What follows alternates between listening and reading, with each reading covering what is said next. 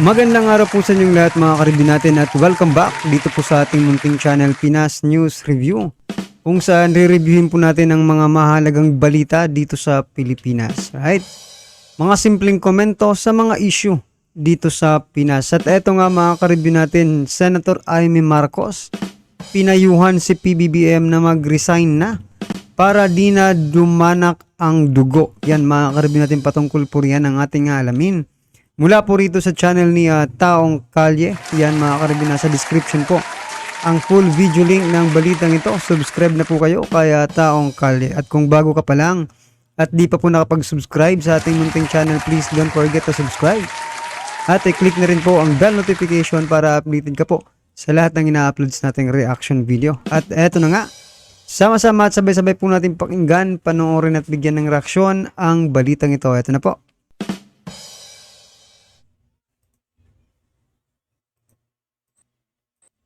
Initiative ni Senator Amy na kinakausap niya si PBBM para mag-resign na lang para maiwasan ang pagdanak ng dugo. Mag-ready na po tayo. Ayan. Kung hindi siya mag-step down ng kusa o voluntaryo, gulo po ang mangyayari. Maraming may hawak sa Polvoron video at marami ang gustong maglalabas nito kung hindi siya PBBM, kung hindi siya bababa o mag-resign, including yung nasa user kundi protector pa kung nasa narcolis. Alam ni Manang Amy yan, hindi niya maididinay. Ito So yan mga karibin natin, talagang trending at viral po itong Polvoronic video, no?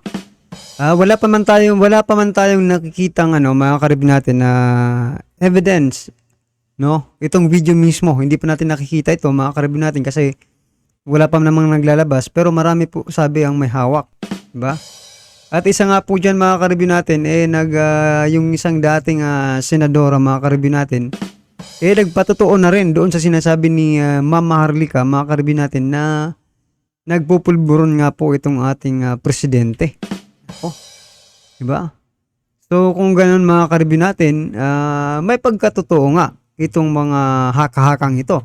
Kasi isipin mo, hindi na lang isang tao, diba, yung nagsasabi. Maging po ang kanyang kapatid, mga karibin natin, ay medyo may alam din patungkol po dito, diba?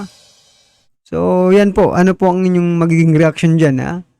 Ngayon lang ba tayo nagkaroon ng presidente na ganito? Sana ba nakinig tayo kay dating Pangulong Duterte doon sa sinasabi niyang may isang tumatakbong presidente na adik? Yan. Diba?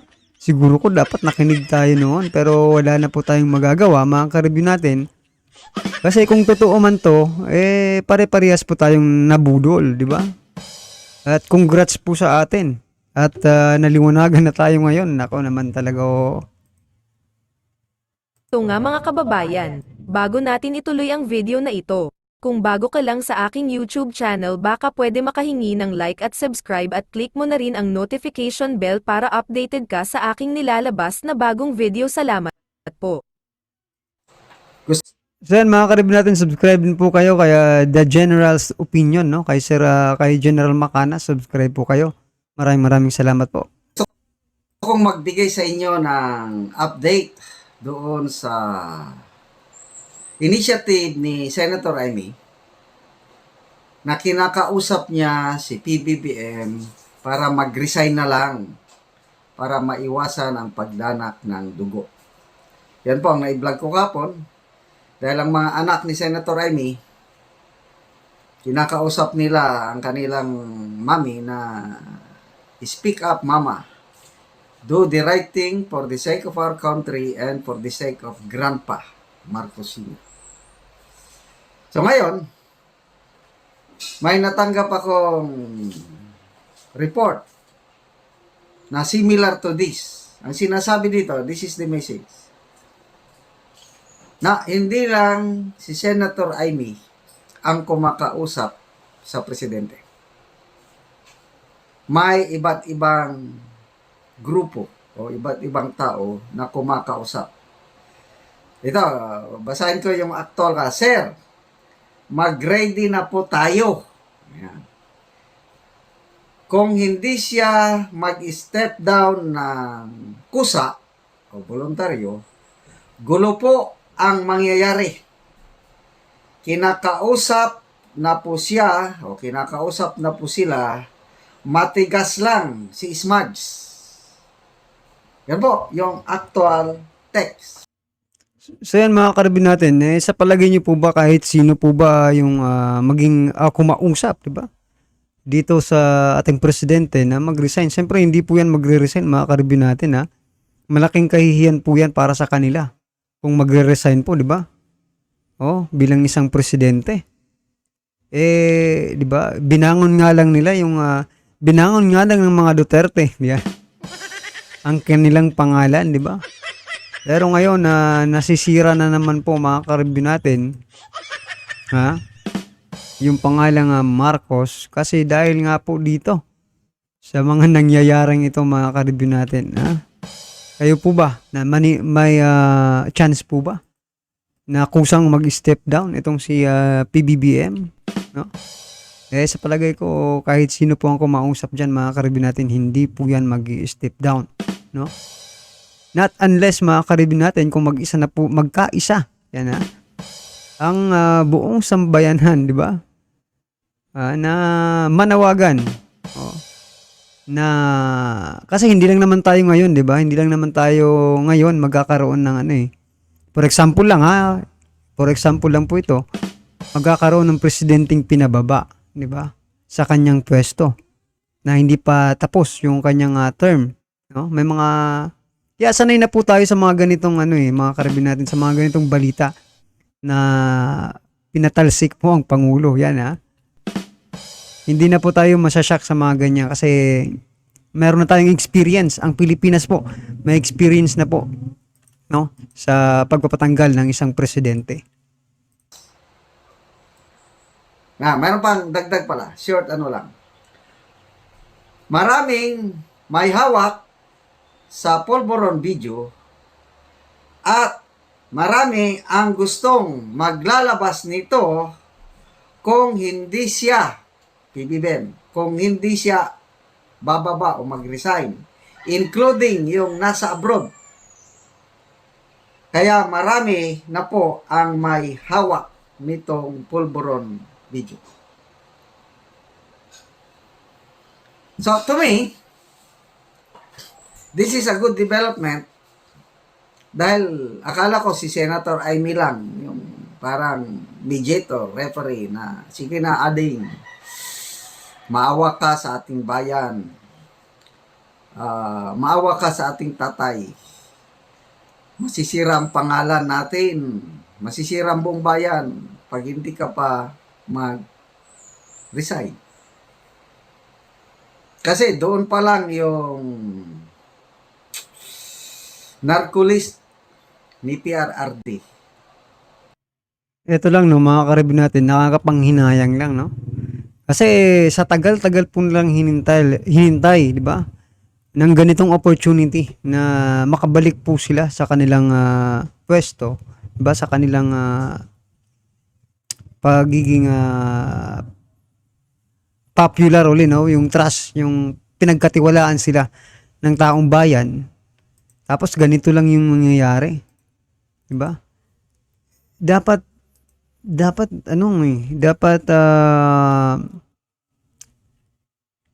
hindi na nila pinayagan na mangyari pang mga ganito. Diba? Kasi parang nauulit lang yung nangyari sa kanilang ama. Diba? Talagang nakakapanghinayang po mga karibin natin kasi diba, napakatagal po talaga nilang hinintay to. Tapos ngayon, hindi pa sila nagkakaisa na diba, instead na ganitong ginagawa nila, dapat pinababango nila yung pangalan nila. Sa pamagitan po ng pagtatrabaho ng matino, di ba? Pero kung ganito mga karibin natin, kaya nga di ba? Marami pang kumakampi talaga sa mga Marcos, di ba mga karibin natin. Kaso nga lang, Sa panahon po ngayon, mga karibin, iba po yung ano iba po yung impact, mga karibin natin. Marami pong naghihirap na mga kababayan natin dahil po sa kanilang pamumuno, 'di ba? Malamang ikaw na nanonood yan sang-ayon ka rin, 'di ba? Na pababain si PBBM at 'di ba? Mismo ang kapatid niya, yun yung suggestion Ikaw pa kaya? No? Ako pa kaya? 'Di ba? Na may malasakit lang sa kanila, 'di ba, mga karibin natin. na kasama ang kanyang ading bongit. Malaking bagay na yon. Irin mo yan. Hindi lang siya user, kundi protector pa kung nasa narcolis. Alam ni Manang Aimee yan. Hindi niya maidi-deny. Kasi kung hindi totoo yung revelasyon ni Marika, magsalita na sana sila. Kaya lang, lahat na revelation ni Marika, walang nagsasalita So, silence means totoo. Yun ang may vlog si Atty. Trexie tungkol niyan. Na tama ang paratang ni Marlica dahil tahimik sila. Napaka damaging. Pasabog talaga. Ilang pounds na bomba yan. 500 pounds o 1,000 pounds na bomba yung mga binabato ni Marlica. Hindi sila sumasagot. So, alam ni Senator Remy, narcolist, meron pang pulburon video na according to Marlica, alam din ito ni Senator Remy, kaya gumagalaw siya. Yung iba, na may kopya rin. Okay. Nabanggit ko na dito sa aking vlog. Excuse me. Malamang sa malamang, mga karibin natin, alam po ito ni dating Pangulong Duterte, 'di ba? Kasi siya po yung 'di ba? May hawak ng listahan noon. At malamang alam din po ito ni VP Sara. Or hindi lang sinabi ng kanyang ama, 'di ba? Kaya pala ganun na lang po ang ni dating Pangulong Duterte, no? Nung sanib pwersa nung nakaraang eleksyon itong si PBBM, no? At si dating si VP Sara. Kaya pala, mga karibin natin, ito pala yung dahilan. Posibleng hindi pa sinabi ni dating Pangulong Duterte kay VP Sara na ito nga, no? Si PBBM. Nako talaga. Maraming pasabog ngayong bagong taon, no? Mga karibin natin, ano kaya ang mangyayari ngayong bagong taon? Meron bang uupong bagong pangulo ng ating bansa? Dahil nga po dito, masyadong masyadong offensive yung pagpupulburo na yan, mga karibin natin, no? Para sa atin na bumoto sa kanya. Tapos ganyan pala yung ginagawa niya. Talagang masakit para sa atin, mga karibin natin, kasi pinagkatiwalaan natin siya. Pero ganito pala siya, mga karibin natin. Ngayon pa lang natin makikilala ng lubos. Yan ay wala pa namang pero wala pa namang patunay, mga ka-review, dahil hindi pa nga linalabas yung video. Pero marami na po ang may hawak, sabi, di ba? Yan, mga ka-review natin, ano po ang inyong reaksyon sa naging balitang ito? Comment lang po sa baba para at isa lang po ng ating mga kababayan ang inyong pong nararamdaman patungkol po dito, right? Kung bago ka pa lang at di pa po nakapag-subscribe sa ating munting channel, please don't forget to subscribe. At i-click na rin po ang bell notification para updated ka po sa lahat ng ina-uploads nating reaction video, at huwag din pong kalimutan mag-subscribe kaya General's Opinion kay General Macanas at dito po sa kay Taong Kalye, right? Nasa description po ang full video link ng balitang ito. Subscribe na po kayo. Maraming salamat po.